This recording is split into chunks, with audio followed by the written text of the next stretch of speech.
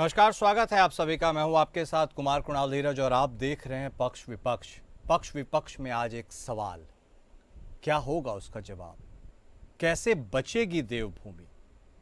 उत्तराखंड में पहाड़ अब गंभीर खतरे में हैं। भारतीय भूवैज्ञानिक सर्वेक्षण यानी जीएसआई की ताज़ा रिपोर्ट के अनुसार राज्य का लगभग 22% हिस्सा हाई लैंडस्लाइड जोन में है। इसमें चमोली, रुद्रप्रयाग, टिहरी और उत्तरकाशी जिले हैं, जहां करीब 15 लाख लोग रहते हैं। यहां हर साल नई नई दरारें, टूटती सड़कें और उफान मारती नदियां आपदा का संकेत देती रहती हैं। रिपोर्ट बताती है कि राज्य का 32% हिस्सा मीडियम और 46% हिस्सा कम खतरे में है, यानी करीब पूरा राज्य भूस्खलन की जद में है। भूस्खलन पर संसद में पेश रिपोर्ट में जीएसआई ने 91,000 भूस्खलनों का डेटा जुटाया है। केदारनाथ धाम तक का सफर भी अब बेहद खतरनाक हो गया है। रुद्रप्रयाग जिले में हाईवे पर 51 डेंजर जोन बन चुके हैं, जिनमें से 13 इस साल मानसून में बने हैं। और ऐसे में इस रिपोर्ट के आधार पर यह बोलना क्या गलत होगा कि उत्तराखंड अब खतरे में है? इस खतरे से कैसे पार पाया जाएगा, यह सबसे ज्वलंत सवाल है। भूस्खलन कई वजहों से होता है, वो हम सब जानते हैं, लेकिन भूस्खलन रोका कैसे जाए? मानवीय हस्तक्षेप कितना ज्यादा नुकसान पहुंचा रहा है इस पूरी कवायद में, यह अपने आप में भी चिंता का विषय है।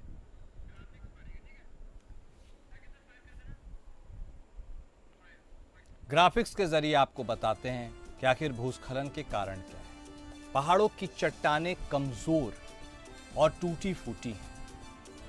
तेज या लंबी बारिश होने से मिट्टी पानी से भरकर फिसल जाती है। बादल फटना और थोड़े समय में ही भारी बरसात ढलानों को तोड़ देती है।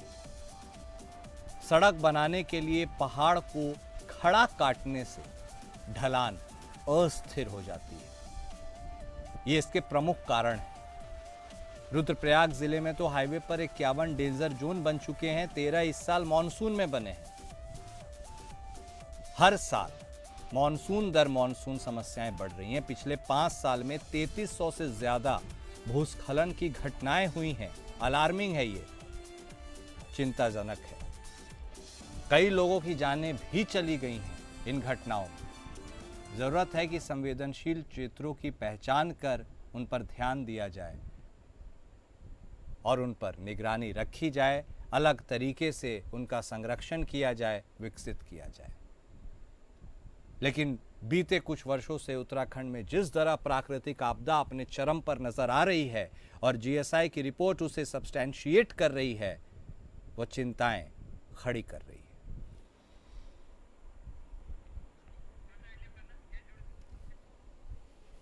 और आखिर कैसे बचेगी देवभूमि? यह सवाल हम इसलिए पूछ रहे हैं क्योंकि जीएसआई की रिपोर्ट में एक बड़ा खुलासा हुआ है, एक बड़ा दावा हुआ है। 22% हिस्सा पूरे उत्तराखंड राज्य का अत्यधिक डेंजर में है।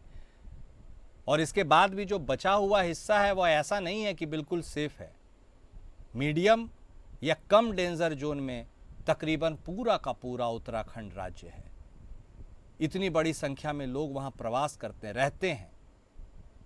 और यदि प्राकृतिक आपदाएं जिस तरह से अपने चरम पर साल दर साल नजर आ रही हैं, ऐसे में उत्तराखंड राज्य के तो पूरे अस्तित्व पर ही अब संकट और खतरा मंडराने लगा है। उपाय क्या है?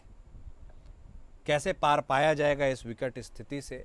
बतौर सरकार, बतौर जनता, बतौर विशेषज्ञ, हर कोई यही सोचने की कोशिश कर रहा है।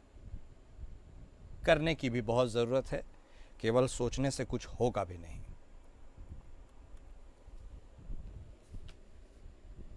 आज इसी मुद्दे पर आज हम बातचीत भी करेंगे। इस सवाल का जवाब ढूंढने की कोशिश करेंगे, सकारात्मक पहलुओं पर गौर करेंगे, किन चीज़ों को अवॉइड कर सकते हैं, किन चीज़ों को साथ में लेकर विकास की राह पर चल सकते हैं। ये तमाम डिमार्केशन हमें करने होंगे। केवल बात करने से नहीं होगा, मिलकर उत्तराखंड को बचाना होगा। यह वक्त की मांग भी है। चलिए चर्चा की शुरुआत करते हैं। हमारे साथ हमारे दोनों खास मेहमान जुड़ चुके हैं। हमारे साथ भारतीय जनता पार्टी की तरफ से बतौर प्रवक्ता प्रभा बंदूनी जी जुड़ी हैं। कांग्रेस पार्टी की तरफ से बतौर प्रवक्ता प्रमोद कप्रवान साहब भी हमारे साथ जुड़े हैं। दोनों खास मेहमानों का स्वागत है। प्रभा जी, चिंता का विषय है, बहुत संजीदगी से सोचने की भी ज़रूरत है। जीएसआई की रिपोर्ट ने तो चौंका दिया है।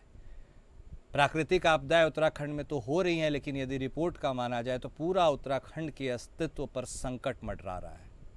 सरकार को बहुत कुछ करना है, सरकार ने किया भी है, लेकिन अब उससे और भी बहुत ज़्यादा करने की ज़रूरत है। विकास के नाम पर बहुत ज़्यादा अंधाधुंध बैटिंग भी नहीं किया जा सकता, यह भी ज़रूरी है। क्या लगता है, कैसे पार पाइएगा प्रभा जी? हाँ, देखिए कुणाल जी, बिल्कुल निश्चित तौर पर जिस प्रकार से ये जीएसआई की रिपोर्ट आई, ये चिंता का विषय है, क्योंकि जो जीएसआई की रिपोर्ट है, ये मैं आपको ये भी बताना चाहूंगी, ये खाली उत्तराखंड के लिए नहीं आई है। ये जितने भी पर्वतीय हिमालयी क्षेत्र है, अगर हम हिमाचल की भी बात करें तो वहां तो हिमाचल के लिए तो उन्होंने यहाँ तक कह दिया है कि इवन कुछ वर्षों में ऐसा ना हो कि जो हिमाचल है वो नक्शे से ही गायब हो जाएगा, ये तक की रिपोर्ट आ गई है। और उसमें ये साफ लिखा है कि अगर हम आज हिमाचल के विषय में ये बात खुलकर कह रहे हैं तो हो सकता है आने वाले समय में फिर जो हमारे अन्य हिमालयी राज्य है वहां पर भी ये स्थितियां पैदा हो सकती हैं। तो ये उन्होंने चेतावनी जीएसआई ने जारी कर दी है जितने भी पहाड़ी क्षेत्र हैं। लेकिन अगर हम उत्तराखंड की भी बात करें कुणाल जी, निश्चित तौर पर अगर हमारे सेंसिटिव जोन देखा जाए तो हर साल बढ़ जाते हैं। अभी हमने देखा इस बार इतनी ज्यादा बादल फटने की घटनाएं पहाड़ी क्षेत्रों में हुई हैं और उसमें बहुत ज्यादा नए नए सेंसिटिव जोन भी उभर कर सामने आ गए हैं। अभी आप ही की रिपोर्ट में था कि कई यात्रा मार्गों पर भी आए हैं। तो निश्चित तौर पर आने वाले समय में जो यात्राएं, क्योंकि अब हमारे उत्तराखंड में तो शीतकालीन यात्रा भी चल रही है जी। तो और इसके साथ ही जो हमारे श्रद्धालु हैं, पर्यटन है, क्योंकि पर्यटन की दृष्टि से उत्तराखंड बहुत खूबसूरत है। पूरे साल यहाँ पे पर्यटक जो आते हैं उनका आना जाना लगा रहता है, तो उनकी जो सुरक्षा है, जिम्मेदारी है, वो भी सरकार की प्राथमिकता है। तो इसमें मैं ये कहना चाहूंगी कुणाल जी, कहीं ना कहीं सरकार जो समय समय पर ये जो हमारे सर्वे ऑफ इंडिया हो गया, जियोलॉजिकल वाडिया इंस्टीट्यूट हो गए, जितने भी भू सर्वेक्षण संस्थान हमारी एजेंसियां होती है, उनके साथ बैठक करती हैं। और देखिए आज तो मैं ये समझती हूँ कि साइंस एंड टेक्नोलॉजी बहुत ज्यादा एडवांस स्टेज पर चली गई है और सरकार जब भी कोई निर्माण कार्य करती है, देखिए विकास, अगर हम 21वीं सदी की आज हम बात करें तो विकास हर जगह हो रहा है। तो उसके लिए हमें कहीं ना कहीं अपने युवाओं को रोजगार भी देना है। तो हमें यह है कि एक बैलेंस और एक संतुलन बनाने की जरूरत है कि हम विकास तो होगा, लेकिन जब भी कोई निर्माणाधीन कार्य हो, विकास का कार्य हो, तो ये जितनी भी एजेंसीज हैं जो बिल्कुल हाईटेक हम कह रहे हैं, अब अगर हम चाइना का एग्जाम्पल भी मैं आपको दूं तो वो भी इस हिसाब से कई ढाल पे इतनी अच्छे अच्छे निर्माण कार्य हो गए हैं। तो हमें मिलकर एक कोऑपरेटिव वे में अगर हम लेकर चलेंगे तो मुझे लगता है कि समाधान भी निकलेगा। और जो हमारा एक सरकार का एक चुनौतियां भी रहती है कि हमें राज्य के लोगों को निश्चित तौर पर रोजगार भी देना है, सरकार की जिम्मेदारी सुरक्षा भी देनी है, और जो नए सेंसिटिव जोन बनकर आए हैं उनको किस प्रकार से व्यवस्थित किया जाए। तो ये सारी चीजें हैं, लेकिन मुझे लगता है साथ में समाधान भी जरूर है, क्योंकि अगर समस्या एक होती है तो 100 समाधान होते, केवल उनको कोलैबोरेट करने की आवश्यकता होती है। और जिस प्रकार से हमारे राज्य की सरकार है वो कार्य कर रही है, जब भी हम कोई काम करते हैं जितने पेड़ का कटान होता है उतने हम लगाते भी हैं। अगर 100 की कटान होता है तो हम 500 पेड़ लगाते हैं, और हमने इसका डेटा भी दिया है। तो ये इसके समाधान है जो ऑल्टरनेटिव चलते रहने चाहिए, और वही सरकार की जिम्मेदारी है। जब सरकार ये काम जिम्मेदारी से करेगी तो ये जो संभावनाएं आ रही हैं तो निश्चित तौर पर ये कम होंगी। आपने अच्छी बात कही, एक बैलेंस, वो बैलेंस बनाने की ज़रूरत है, और अब तो बहुत ज़्यादा ज़रूरत है। सहयोग भी चाहिए, हर किसी का सहयोग आपको चाहिए। विपक्ष की भी क्या भूमिका हो सकती है उत्तराखंड के अस्तित्व को बचाने की, इसे भी समझने की कोशिश करेंगे। प्रमोद साहब, क्या लगता है जो बातें उत्तराखंड के विषय में कही गई है, हालांकि प्रभा जी ने ऐड ऑन किया हिमाचल के लिए भी, ठीक बात है, हर पर्वतीय राज्य में, और न्यू हिमालयन जोन जो है, ये जो अभी पहाड़ हैं ये नए हैं, कमज़ोर हैं, चट्टानें अभी बिल्कुल संगठित नहीं हुई है। इस तरह की अगर प्रवृत्ति रही तो वाकई में चिंता का विषय है। बतौर विपक्ष क्या कहना चाहते हैं, कैसा सहयोग देना चाहते हैं?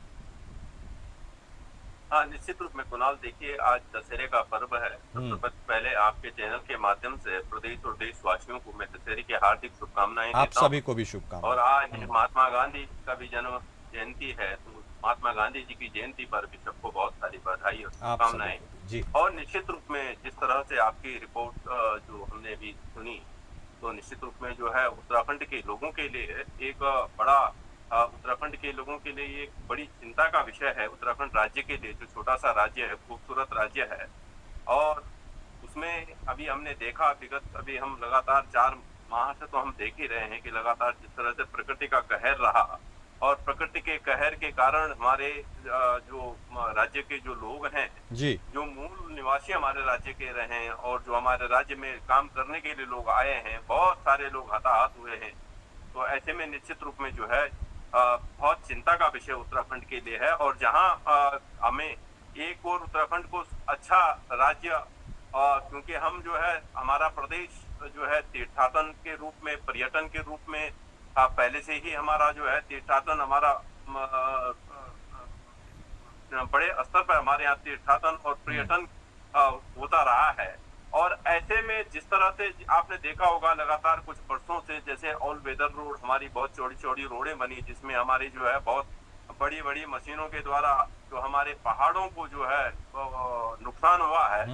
और आने वाले समय में भी, अभी आने वाले समय में हम तो सरकार से यही निवेदन करना चाहते हैं कि एक बार में जितना भी हो सके, जितना भी सड़कों का चौड़ीकरण हो जाए, जितना भी तोड़ फोड़ जितना हम कर सकें उसको एक बार में कर दें। और उसके बाद में उत्तराखंड में जो एक समय की अवधि सरकार निर्धारित कर दे कि भाई 1 साल के अंतर्गत हम जो है सारी सड़कें बनाने का जो ऑल वेदर जो चौड़ीकरण करने का ना काम है। और उसके बाद में अगर प्रदेश में के लिए अगर 10 वर्षों के लिए अगर जो राज्य की सड़कों पर अगर जेसीबी मशीनें, बड़ी बड़ी मशीनें अगर बैन हो गई, तो उत्तराखंड राज्य की जो पहाड़ हैं वो फिर मजबूत हो जाएंगे। और ऐसे में निश्चित रूप में जो है जब हमारे जो पहाड़ हैं वो पहले ही संवेदनशील हैं, और हमारे ही नहीं, हिमाचल का भी है, जम्मू कश्मीर का भी है, पर्वतीय जो राज्य है, निश्चित रूप में चाहे सरकारें किसी की हो, कुदरत सरकार देख करके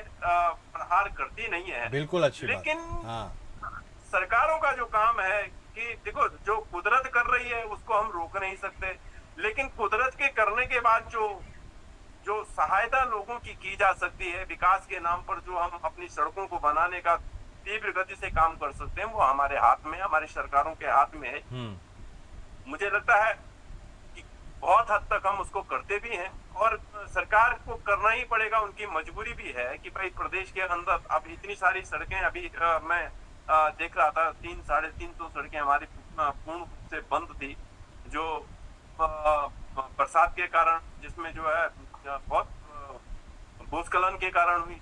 तो अब निश्चित रूप में जो है अभी जो है 10-15 दिन, 20 दिन जिस दिन से बारिश बंद है, तो हमारा प्रदेश में जो है थोड़ा बहुत संतुलन बना है। और निश्चित रूप में जो है हमारे यहाँ एक बड़ी समस्या हमारा एक है कि हमारा प्रदेश जो है पर्यटन के लिए और तीर्थाटन के लिए जाना जाता है। यही हमारा जो है पर्यटन और तीर्थाटन हमारी रोजी रोटी बिल्कुल सही बात एक कर रहे हैं। साधन है, हमारे हजारों सैकड़ों अरबों लाखों लोगों के रोजी रोटी का भी साधन है। तो हमें अपने रोजी रोटी के साधन के साथ साथ अपनी जो हमारी जो पहाड़ है, हमारी जो संस्कृति है, हमारे किस तरह से इसको बचाया जाए, इसको भी हमें देखना, हमारी सरकारों को देखना है। और नहीं देखिएगा प्रमोद साहब, नहीं देखा जाएगा तो फिर देखने लायक कुछ बच भी नहीं पाएगा। यह भी अपने आप में बड़ा सवाल है। प्रभा जी, केदारनाथ तीर्थाटन की बात कर रहे हैं प्रमोद साहब, तीर्थाटन के और उससे जरिए पर्यटन, केदारनाथ जाना भी मुश्किल होते जा रहा है। 51 वहां पर जगहें हैं जो काफी सेंसिटिव हैं, जिनके बारे में हमने बताया है। ऐसे में भगवान के पास उनके दर्शन करने के लिए पहुंचना भी जब मुश्किल हो जाएगा, तो वाकई में स्थिति बहुत विकट हो जाएगी। आपको लग रहा है अब बिल्कुल वह वक्त आ गया है जब संजीदगी के साथ तमाम भूवैज्ञानिकों के साथ भी मिलकर बैठकर एक ऑल्टरनेट वे खोजने की जरूरत है, without any politics at all. जी बिल्कुल कुणाल जी, मैं आपकी बात से सहमत हूँ। देखिए, मैंने तो शुरू में ही आपको ये बात कह दी थी कि एक बैलेंस जरूर होना चाहिए। और देखिए, 4 धाम हमेशा, हम जब भी उत्तराखंड की बात आती है तो 4 धाम की बात ना हम करें, ऐसा नहीं हो सकता है। तीर्थाटन है और यहाँ पर हर चीज यहाँ पर है। और देखिए, माननीय प्रधानमंत्री नरेंद्र मोदी जी ने जिस प्रकार अभी भी आपदा आई थी, उन्होंने जो सहायता दी वो आए और खुद वो संवेदनशील रहते हैं। और केदारनाथ धाम के प्रति तो देखिए उनकी एक अलग ही आस्था है। वो तो उत्तराखंड को हमेशा कहते हैं कि मेरा दूसरा घर उत्तराखंड ही है। तो मुझे लगता है कि जो सेंसिटिव जोन है, और देखिए ये सनातन भूमि हमारी भारतवर्ष है, तो हर कोई धामों का दर्शन भी करना चाहता है, देवी देवताओं के दर्शन को अपने को भाग्यशाली मानता है। लेकिन अगर वहां पे परिस्थितियां विकट हो जाएं, जैसे हम कहते हैं प्राचीन काल में एक सपना होता था कि हम 4 धाम की यात्रा करें, लेकिन जैसे जैसे परिस्थितियां चेंज हुई हैं, आज हम लोग उन धामों के दर्शन कर पाते हैं। पहले ये होता था कि एक समय पे कर ले, ठीक है, पता नहीं उसके बाद तो रास्ते नहीं हो पाते थे। लेकिन अगर अब 21वीं सदी में विकास हुआ है तो उसका फायदा कहीं ना कहीं लोगों को मिला है। हम लोग वहां तक पहुंच पाते हैं जहां कभी पहले के लोग कल्पना कर पाते थे कि वो लोग बुढ़ापे में जाते थे कि अब 4 धाम से पता नहीं हम वापस भी आ पाएंगे या नहीं भी आ पाएंगे। आज हम कैलाश मानसरोवर की बात कर लें या हम कहीं भी जाएं, अमरनाथ जी की यात्रा कर लें, तो ये सब कैसे संभव हो पाया है? ये विकास भी तो कहीं ना कहीं हुआ है ना। सड़कें अच्छी हुई हैं, हमारे जो हवाई यात्राएं हुई हैं, उनसे जो हमारे बुजुर्ग लोग हैं वो भी यात्रा कर पाते हैं। प्रभा जी, अब आपको लगता है विकास तो, हो गया, अब सारी चीजें, चूंकि आप ठीक कह रही हैं कि पहुंच में भी आ गई काफी हद तक, तो अब अत्यधिक विकास की ओर सरकार किस तरीके से सोच रही है? क्योंकि बहुत प्रधानमंत्री भी कहते हैं कि उसे एक वेडिंग डेस्टिनेशन के रूप में भी उत्तराखंड को देखा जाना चाहिए। पर्यटन तो है ही, बहुत सारे लोग आएंगे तो बहुत सारा दबाव भी होगा, क्या उत्तराखंड झेल पाएगा? देखिए कुणाल जी, जिस प्रकार से जब भी कोई रिपोर्ट आती है तो उसको कहीं ना कहीं संज्ञान में लिया जाता है। अब ये जो रिपोर्ट आई है, इसके बाद निश्चित तौर पर जो भी आगे की कार्यवाही, अगर वो केदारनाथ धाम की तरफ ही है तो उसका जीर्णोद्धार ही किया गया था। इससे पहले भी जो वहाँ काम चल रहा था, कोई नया निर्माण नहीं था। जब 2013 की आपदा आई थी तो पूरा हमें पता है कि किस प्रकार से तहस नहस हमारे केदारनाथ धाम पूरा हो गया था। तो वहाँ सारा मार्केट ही बसाया गया, कोई नया निर्माण वहाँ पर नहीं किया गया था। सड़कें अच्छी बनाई जा रही है, यही वहाँ पर काम किया गया था। ऐसा नहीं है कि कुछ अलग से वहां पर निर्माण किया जा रहा है। और मंदिर जो हमारे पुराने हैं उनका ही जीर्णोद्धार किया जा रहा है, जो पर्वतमाला श्रृंखला है। इसीलिए सड़कों के साथ छेड़खानी ना हो। मैं कुणाल जी आपको बताना चाहूंगी, एक रोपवे यहाँ पे बनाई जा रही है। रोपवे का मकसद ही यही है कि जो सड़कें हैं वो कम से कम डेवलप हो और रोपवे के माध्यम से लोग एक जगह से दूसरी जगह पहुंच जाएं। क्योंकि अगर रोपवे होगा तो हमें पहाड़ों से ज्यादा छेड़खानी नहीं करनी पड़ेगी, सड़कें इतनी नहीं डेवलप करनी पड़ेगी, जबकि वो चीजें आवागमन का साधन देना भी सरकार की जिम्मेदारी होती है। तो मुझे लगता है कि जब ये सारी चीजें आती हैं आप ही के माध्यम से या कोई भी सर्वे रिपोर्ट जारी होती है तो सरकार उसकी समीक्षा भी करती है। कैबिनेट लेवल की बैठकें भी जरूर होती हैं उसमें, ताकि हम अब देखिए तीर्थयात्री आए, पर्यटन आए, उनको सुविधाएं भी दे। लेकिन साथ साथ अगर सरकार को ये लगेगा कि नहीं यहाँ पर केवल हमें सुविधा ही देनी है, कोई नया निर्माण अब नहीं हो सकता, तो मेरे को लगता है निश्चित तौर पर सरकार नहीं करेगी। क्योंकि हमारी प्राथमिकता है केवल सुरक्षा देना, क्योंकि सुरक्षा सबसे बड़ी प्राथमिकता होती है। बिल्कुल ठीक कहा आपने, और उस ओर बढ़ने की भी बहुत तीव्रता से जरूरत है। प्रमोद साहब, टिहरी को हम लोगों ने शहर से जलाशय बनते हुए भी देखा है, और 22% हिस्सा जो हाई लैंडस्लाइड जोन है, इनमें चमोली, रुद्रप्रयाग, टिहरी और उत्तरकाशी तो प्रमुख हैं। आपको लगता है ये जो प्रायोरिटी लिस्ट है इंपॉर्टेंस के हिसाब से, सबसे पहले इन पर फोकस करने की जरूरत है अब? देखिए कुणाल, जो है ये जो इतनी जो ये अतिवृष्टि प्रदेश के अंदर हो रही है, तो निश्चित रूप में जिस तरह से हमने नदियों को बांधने का काम किया, जिस तरह से हमने बड़े बड़े बांध बनाने का काम किया, उससे हमारा जनजीवन प्रभावित हुआ है। ठीक है, सरकारों को उससे जो है मुनाफा हुआ होगा, लेकिन अगर सही कायदे में अगर पूछा जाए, अगर सही कायदे में अगर देखा जाए, तो उत्तराखंड के लोग उसके शिकार हुए हैं। उत्तराखंड के लोगों को उसकी क्षतिपूर्ति करनी पड़ी है। देखिए, अपने घर बार को छोड़ करके, इतने अपने इलाके को छोड़ करके टिहरी के लोगों की वो पीड़ा कोई समझ पाएगा कभी? आप बताएं, आप वो पीड़ा कोई समझ नहीं पाएगा। और ऊपर से जो है टिहरी के लोगों का बलिदान देखिए आप, कि इतना अपना घर आंगन उन्होंने जो है इस देश के विकास के लिए दे दिया। लेकिन सरकारों की देखिए, सरकारों की जो हृदय देखो आप सरकारों का, कि हमारी सरकारें उनको मुफ्त में बिजली तक नहीं दे पाई, और तो बहुत बड़ी दूर की बात रही। तो मुझे लगता है कि जो ये हम अत्याधुनिक जो हमारा विकास है, ये लोगों को इसका फायदा जरूर मिल रहा होगा, प्रदेश के लोगों को मिल रहा है, लेकिन उत्तराखंड के लोगों को इसका इसका जो ब्याज सहित अपनी जान दे करके इसका उनको भुगतान करना पड़ रहा है, ये बड़ी एक चिंता की विषय है। और देखिए कुणाल, मैं आपसे बहुत विनम्रता के साथ में एक बात और कहना चाहता हूँ। बोलिए। कि देखिए अब हमारे केदार बाबा हैं, केदार बाबा चूंकि बहुत ऊंचाई पर हैं, तो निश्चित रूप में अगर वहां पर अगर जो है अत्याधुनिक जो सेवाएं हैं, जैसे भाई हेलीकॉप्टर,